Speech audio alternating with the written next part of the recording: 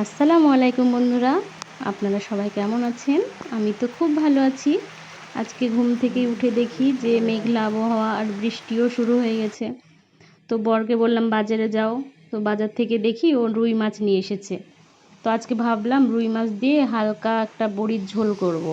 তো চলুন দেখি কি কি লাগবে। এই যে রুই মাছ, বড়ি, জিরে গুঁড়ো, ধনে গুঁড়ো, লবণ, হলুদ, পেঁয়াজ কুচি, লঙ্কা, আদা বাটা, রসুন বাটা, এই সব উপকরণ দিয়েই আমি আজকে আমার রেসিপিটা করব।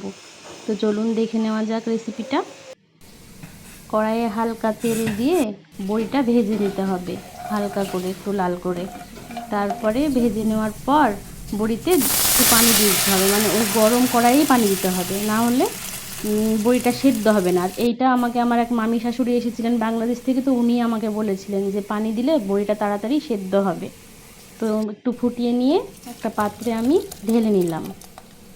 তারপরে কড়াইটা গ্যাসে বসিয়ে একটু গরম করে কিছুটা তেল অ্যাড করে দিলাম। তেল অ্যাড করার পর হালকা করে মাছগুলো ভেজে নিতে হবে। তো চলুন মাছ ভাজতে ভাজতে একটু গল্প করা যাক।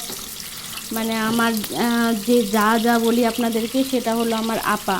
আমি ভালোবেসে আপা বলি, আপনারা বুঝতে পারবেন না বলেই আমি যা বলি।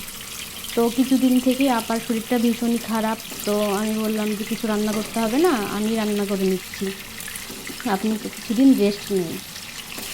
তো আপার মেয়ে বাড়িতে থাকে না, ওর নাম হলো রোজা ইমতিয়াজ। ও বাইরেই থাকে, এবার মেডিকেলে ভর্তি হবে, ওই জন্য বাড়িতে আছে। তো আমাকে অনেক হেল্প করে, ওর জন্য আপনারা সবাই একটু দোয়া করবেন।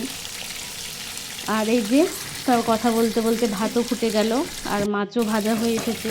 তো হালকা করে এপিট ওপিট ভেজে মাছটা আমি তুলে নেব। আর আমার মেয়ে, ছোটো মেয়ে, বা মাছ ভাজা খেতে খুবই ভালোবাসে। ও আবার স্কুল থেকে এসে বলবে আমার জন্য মাছ ভাজোনি, ওই জন্য ওর জন্য একটা আলাদা করে রেখে দিয়েছিলাম।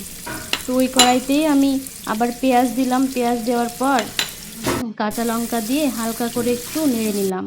নাড়ার পর আদা বাটা, রসুন বাটা দিয়ে আবার একটু নেড়ে ওতে আমি জিরে গুঁড়ো, ধনে গুঁড়ো, লবণ, হলুদ মিশিয়ে একটু কষে নিলাম।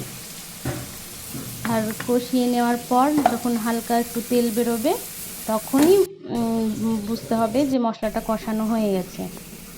আর মশলাটা কষিয়ে নিয়ে ওই যে বড়ির যে ইয়েটা করে রেখেছিলাম ওইটা ঢেলে দিলাম। দেওয়ার পর মাছগুলো একে একে দিয়ে দিলাম।